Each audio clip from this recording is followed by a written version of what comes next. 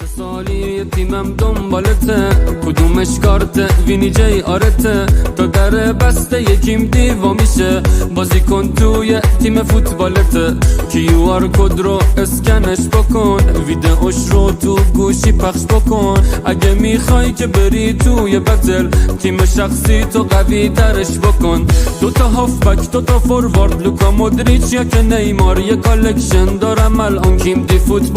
فوتبال، یه هالند و یه بیلینگام، تو شدی کلکسیون دار، اپش از توی موبایلا کیم دی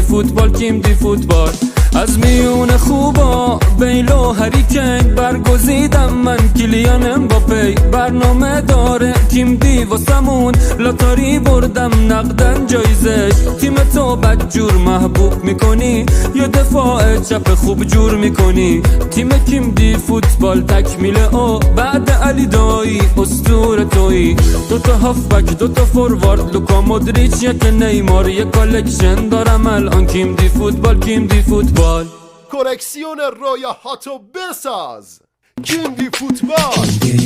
تو پاییز منتظر کارت کیم دی میشینم، واسه 2025 تیم فوتبال میچینم، کیم دی فوتبال میگیرم، بعد درس و مدرسه باشن این کارتا بسه، باز با دوستام نوبت کیم دی فوتبال میرسه، کارت رویال میرسه، کارتای پرایمم داره عکس جالبی، یه مینی فیگور از این بازیکنای خارجی میره توی گالری، میخرم آنلاین الان کیم دیام که باز میشن، کامل کلکسیون به به چه با کلاس میشم، خفن کلاس میشم.